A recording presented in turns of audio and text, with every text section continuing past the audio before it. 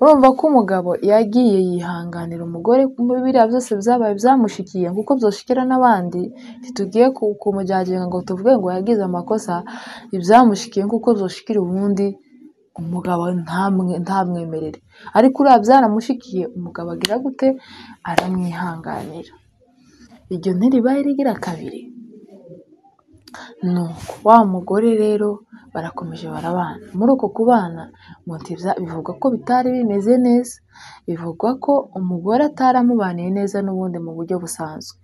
Muraho bakunzi ba Moto TV show, mumeze neza?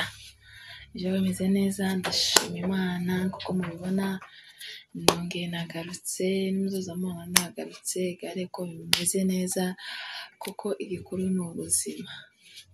Igikuru ni ubuzima, ubaye ugifite ubuzima nicyo cy'ingenzi. Niyo mpamvu je ibihe byose kiriho ngihumeka umwuka w'abazima ngomba kubabwira ko meze neza. Njyewe ngifite ubuzima mba numva ko n'ubundi meze neza, nubwo haba hari ibitagenda mu mubiri, kuko mu mibare nari maze iminsi ndakora farumasi imeze neza muri iyi minsi. Baza ngo bimeze gute? Ndagwaye ndagwaye, ariko mba nigoye ngikorora nkaza nyine kugira ngo tugire gute, kugira ngo tuganire, duhane ibitekerezo, twungurane ibitekerezo, turamukanye nk'abakunzi banje. Ndabizi ko munkunda munzirikana umunsi ku wundi, munyifuriza ibyiza umunsi ku wundi. Rero uyu munsi nongeye nagarutse, nubwo mfite urutege ruke muraza kuyihangana, mwihangane tubane dukorane urukundo. Hanyuma rero ndabaramukije abari mwaramutse, mbaye mwaramutse, abari mwiriwe naho mbaye mwiriwe neza, mumeze neza. Nihanganisha n'ababuze ababo, abantu bo muri Kenya bakomeje kubura abantu, Imana ibihanganisha n'ukuri, twese niyo nzira. Ejo bundi aramutware mu kiriyo, umupasiteri umwe aravuga, abwiriza nyine ijambo ryo guhumuriza, arangize aravuga ati, aravuga ngo hari umuntu wamuganirije ngo aramubwira ngo ariko pastor ngo ejo bitinya urupfu, ngo iyo mbyutse mu gitondo ngatekereza ko nzopfa, nza namusubira ngasasa, ngaryama nkirorosa nkirirwa ndyamye. Rero iyo tuvuga ngo urupfu ni ukuri, hari igihe nyine turutekereza tukumva ruragoye, ariko tugomba gutahura ko twese ariyo nzira, niyo nzira tugomba gucamo, nta kundi bikigenze.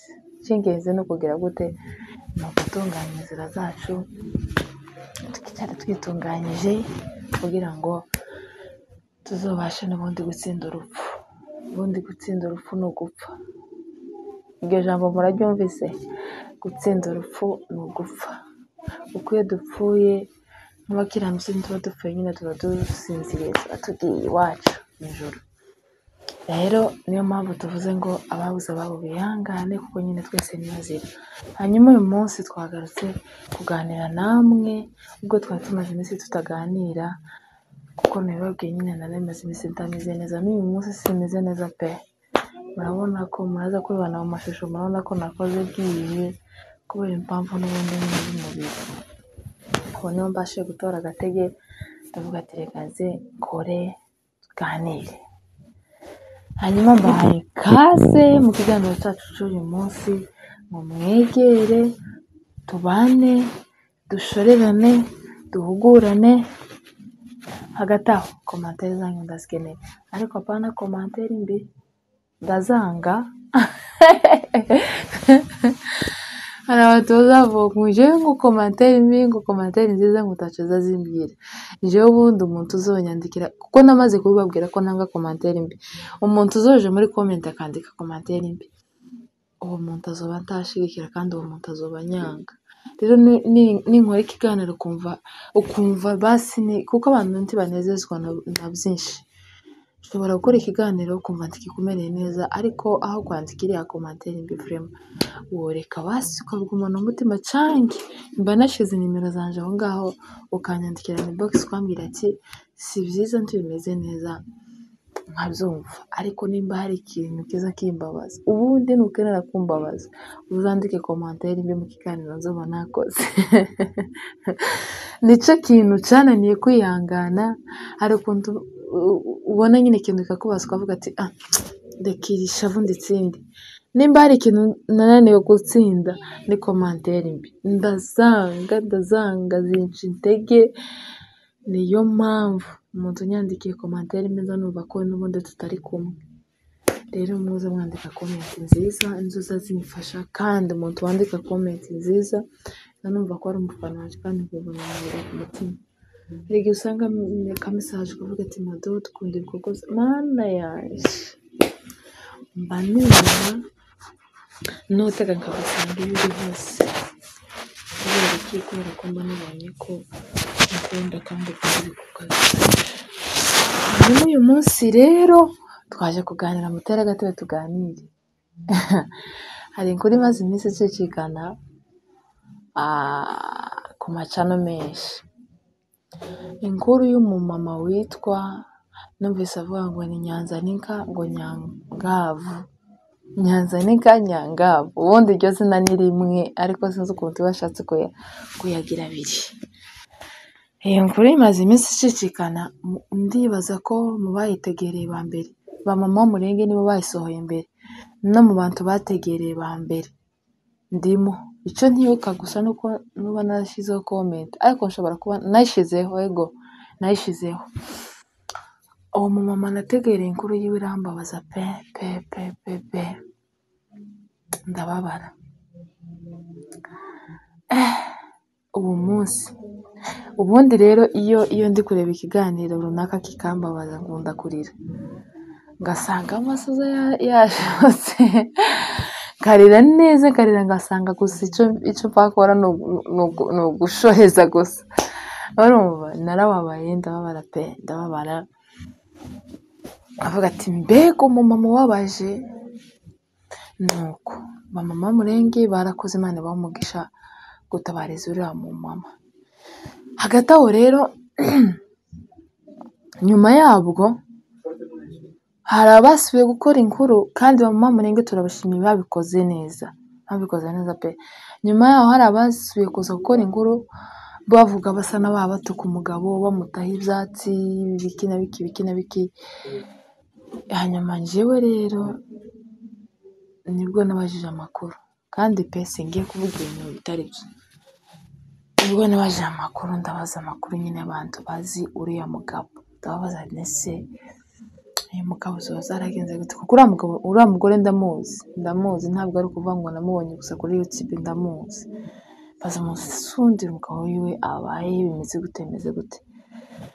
Urumva umuntu arambwira ati nubwo ari umuntu utari uwo mu karere kabo, ariko byenda ashobora kuba nawe aramuzi muri make. Ambwira story zabo, uko byagenze, uko umugabo yagiye, uko byari bimeze. Numva naho ndababaye. Ni ukuri hari ukuntu dukora ibintu ugasanga ko turataha umuntu ibyatsi tutarabaza n'amakuru ngo tumenye ngo bihagaze gutya, tumenye ngo ninde uri mu ikosa, tumenye ngo gute na gute. Mbere y'uko tuzatuza hano tugatera umuntu ibyatsi, tukamuvuga nabi, tukibaza n'icyabiteye, tugomba kuzoza tubanza tugashishoza. Urumva nimwe mbwira mwebwe b'abanyamakuru nyine babifite nk'ubumenyi, twebwe turacyari hasi. Urumva mugomba kuzoza mubanza mugashishoza, mukatuzanira amakuru nyayo, kandi mutabogamiye mu ruhande rumwe. Murumva ego uriya mugore vraiment arababaje, kandi abamufashije Imana ibahe umugisha pe, Imana ibahe umugisha, mwarakoze kumukura muri buriya buzima. Ariko kandi ntimugomba gutaho umugabo ibyatsi mutarabaza impamvu, imvo n'imvano yavanye uriya mugabo mu rugo, imvo n'imvano yatumye uriya mugabo ashaka uwundi mugore. Urumva mwakagombye kubanza gushishoza, mukabona kuza kumutaha ibyatsi, kuko harabona abonye bavuga ngo ipepo nde ngo rerererererererere. Oya pe, ntabwo mwabikoze neza. Kuri ubwo rero nje amakuru naje kubaza, bavuze ko uriya mugabo yashakanye na Nyanzanika bakiri iwacu mu Minembwe, nk'uko uriya mugore abivuze ni Abanyaminembwe. Bamare gushakana, amakuru njyewe mfite, bamare gushakana uriya mugore aramuta ashakwa muri ba Katanyama Mwika, ngo amare kugenda amara umwaka wose. Amare kumara umwaka wose Mwika arangize agarutse rero, agarutse bijya by'iwacu by'indowa kujya bazavuga ngo indowa, ati nimba wari wowe wamushatse mbere niyo ndowa n'ibiki n'ibiki. Wa mugabo agera gute aramwakira vrema. Mwumva uriya mugabo atari umwana mwiza? Ari wewe, turi mu ruhande rw'abagabo, ari wewe umugore akaguta akamara umwaka wose yaragutaye ukagaruka ukamwakira. Kandi amakuru dufite nuko umugore yagarukanye umwana, sinzi nimba yaragarukanye umwana cyangwa yaragarukanye inda, hagati aho yahakuye umwana iyo yari yaragiye.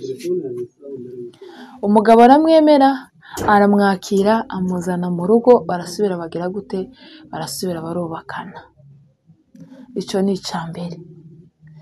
Yewe mugabo wahankurikirana, icyo kintu wocihanganira? Murumva ko uriya mugabo atari imfura koko? Icyo ni icambere, iyo ni etape ya mbere. Etape ya kabiri, nyuma yaho birashoboka ko umwana ukurikira ujya yakazana ashobora kuba byenda n'umugabo, dufata ko ari umugabo. Ubundi ukurikira rero yabaye uwande, yaje kandi atari uw'umugabo. Umugabo agira gute? Arihangana. Kandi muri uko kwihangana bivuga ko uyu mumama, uyu mugore bubakanye bitari bimeze neza. Urumva ko umugabo yagiye yihanganira umugore, biriya byose byabaye byamushikiye kuko byoshikira n'abandi. Ntitugiye kumujyaginga ngo tuvuge ngo yagize amakosa, ibyamushikiye kuko byoshikira ubundi umugabo ntamwemerere. Ariko uriya byaramushikiye, umugabo agira gute? Aramwihanganira. Iryo ntiribaye rigira kabiri. Nuko wa mugore rero barakomeje barabana. Muri uko kubana bivugwa ko bitari bimeze neza, bivugwa ko umugore ataramubaniye neza n'ubundi mu buryo busanzwe ni natwe tuzi mu rugo. Bivuga ko umugore ataramubaniye neza. Urumva bigeze aho dusharerana, bigeze aho umugabo afata isafari nk'uko uriya mugore yabivuze muri kiriya kiganiro. Yavuze ko umugabo ngo yagiye mu bintu bya dosiye hariya nyine ari mu Rwanda. Amaze kugenda n'ubundi ngo yagiye ibintu bitameze neza. Amakuru dufite nuko ngo mu kugenda umugore ngo yamubwiye ati n'ubundi wari sinzi nk'ijambo bashatse gukoresha, ati n'ubundi wari waranzibiye, ni nka ko nubyita, wari waranzibiye bene uko, ati gendere n'ubundi nkomeze ubuzima bwanjye. Umugabo aragenda. Urumva umugabo amaze kugenda, urumva ko n'ubundi uriya mugore umuryango vrema ntako utagize. Wenyine amakuru dufite nuko murumuna w'umugabo yamufashe akamufasha, murumuna w'umugabo yamusezereye ari uko uriya mugore atwite. Ayo niyo makuru dufite. Nubwo abantu baje hariya bakajyaginga bakamubwira ngo se ngo umuryango aho ushatswe ngo biki na biki. Urumva ko murumuna we yikorera inshingano z'urugo rwe afite, agasubira akikorera inshingano z'uyu mugore akamutunga kugeza aho uyu mugore agira gute? Atwite iyindi nda n'ubundi yuriya mwana.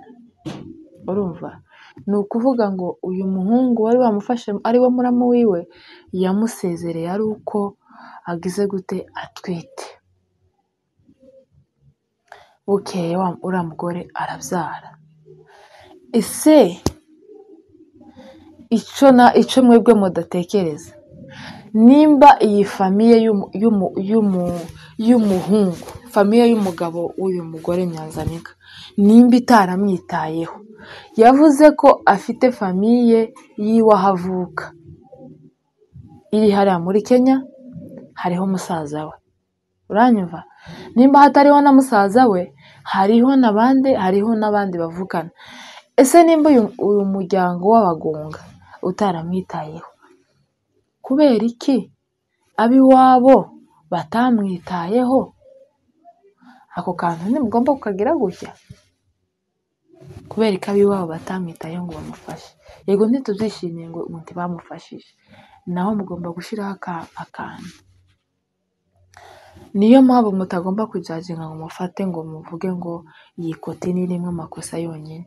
Oya, mwakagombye kubanza gushishoza, mukaja hagati mukareba icyatumye uwo mugabo asohoka, mukamenya ko buriya, mureke mbabwire, izi ngo ziragoye kandi ukuntu zigoye ntabwo zubakitse kimwe. Nimba wowe ushobora kuba waragize amahirwe yo kugira amahoro mu rugo rwawe, cyangwa ejo nkayagira, siko ubundi bimeze. Uriya mugabo ashobora kuba byenda yarananiwe, agahitamo kugira gute, agahitamo kugenda, agahitamo kwiyahura. Cyo kimwe n'uko hari abaza bafata n'akagozi bakimanika kubera ngo barahari, akavuga ati njyewe aho bigeze ndananiwe ngomba kwiyahura. Urumva? Kubera iki mutagomba gutekereza ko byenda uriya mugabo ashobora kuba yaragize gute, ashobora kuba yaragiye asa n'uwiyahuye, bikamuviramo byenda kuba yusiga abana akagenda kubera ibibazo. Kandi si we wa mbere, hari n'abandi babikora bakagenda. Kubera iki mudashobora gutekereza mukavuga ati se uyu mugabo aho afatira decision yo guhunga urugo, agahunga abana biwe akagenda, ni iyihe? Ikindi kandi uyu mugore yaravuze ati ngo umwana we yaragiye aja mu muryango iwabo, mbese ahavuka, ngo ashikeyo bamufata nabi, aja mu Banyakenya. Ariko amakuru dufite ni uko uyu mugore nawe atagira imibanire myiza n'abana biwe. Aya niyo yandi makuru dufite, ni uko uyu mugore adafite imibanire myiza n'abana be. Buriya hari abagore batagira imibanire myiza n'abana babo, umwana wawe wikuriye mu nda bigashika ukamufata nabi. Amakuru dufite ni uko uyu mugore nawe abana be atabegeranya ngo abagire gute, abafate neza, bigatuma abana bava iwiwe bakaja mu Banyakenya. Urumva? Niyo mpamvu mutagomba guhengamira mu ikoti imwe. Abanyamakuru nibo turi ko turabwira, abanyamakuru bo muri Kenya nimwe turi ko turabwira. Ego mwagize neza kandi turabashimiye pe, mwarakoze gufasha uriya muntu. N'undi ugifite igitekerezo cyo kumufasha mufashe, naje nigira icyo nkaza mufasha. Ariko kandi ntimugomba kubogamira uruhande rumwe, mugomba kubanza gutekereza neza, mukabanza mugashishoza, mukamenya icyatumye uyu mugabo asohoka, mukabona kumuvuga. Njyewe cambabaje nuko bamuvuze ngo reka ngo yataye urugo, ngo yataye abana, ngo ibiki na biki. Kubera iki wowe utagomba gufata ibyo ngibyo byose ngo ubyishireho uvuge ati se njyewe bino bintu binshikiye nobyifatamo gute? Ako nako ni akantu tubasigiye mwebwe abapapa.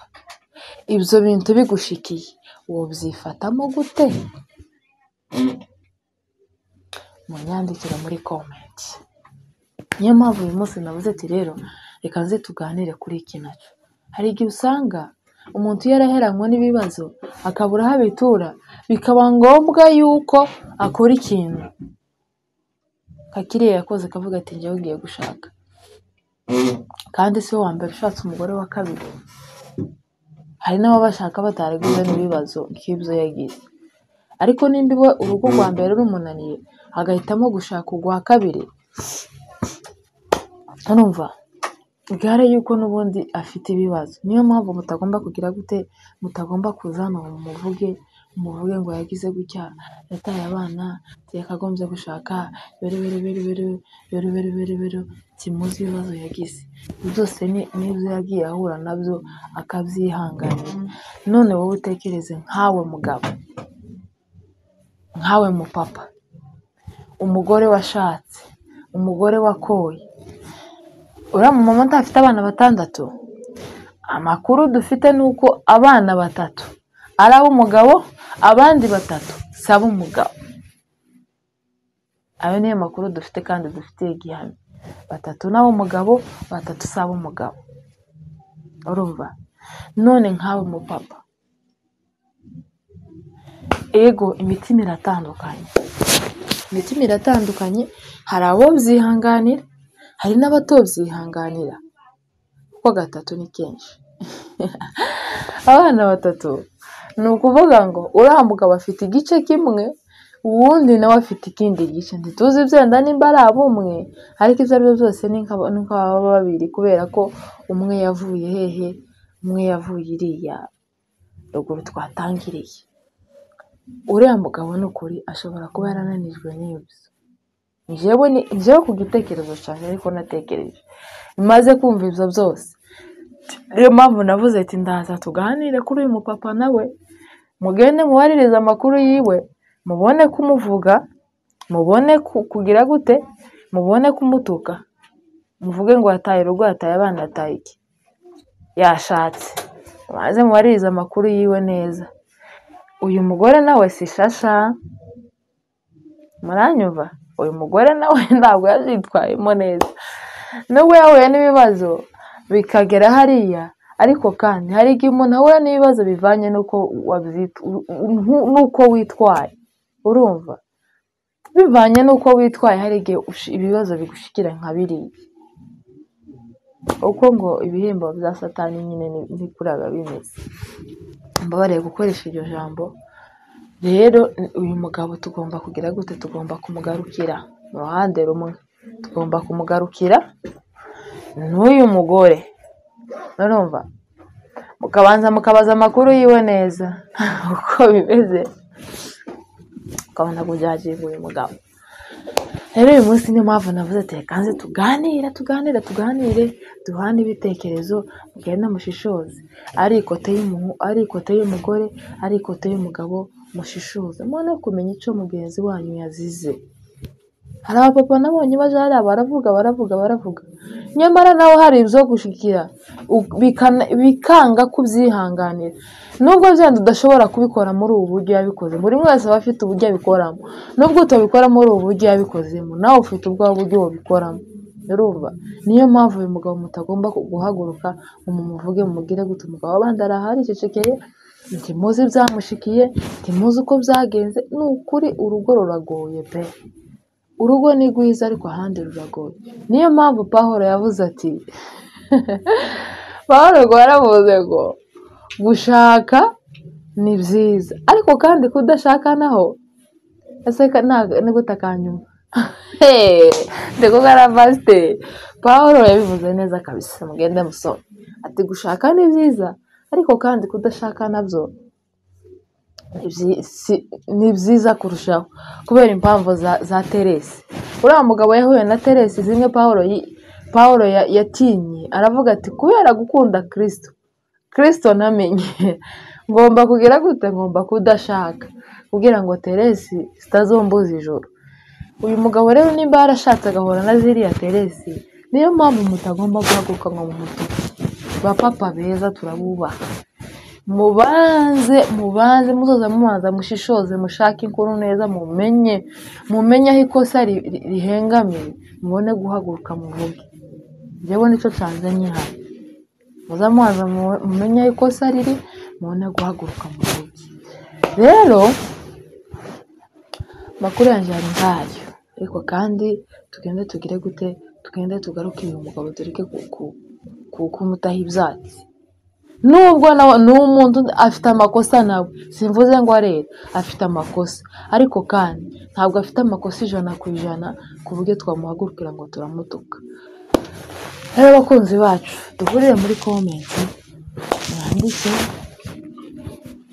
duhugure, hanyuma rero n'abafite amakuru yimbitse kuri uyu mugabo jewe niyo naje kuvuga yandikira muri comment yange inbox twese tubane tumaze kugira ibintu byiza hanyuma uyu mugore nawe no kuri tumuhaye pole kubera byamushikiye yihangane nta kundi ubuzima birashika hari igihe satani adutera nk'uko nabonye yabyivugiye hari igihe satani adutera ugasanga tuguye mu bibazo ugasanga nyine bigenze kuriya Imana izakomeza kugirire neza Imana ikomeze bane nawe hanyuma abakozi banje ndabakunda cyane kandi ndabazirikana Imana ibahe umugisha Imana ibagirire neza komeje gushimira abakoze subscribe abasharinze ibikorwa byanjye abakurikirana umunsi ku wundi abambaje iyo nagiye ati kutagikora bimeze gute impamvu nabibabwiye niyo ngiyo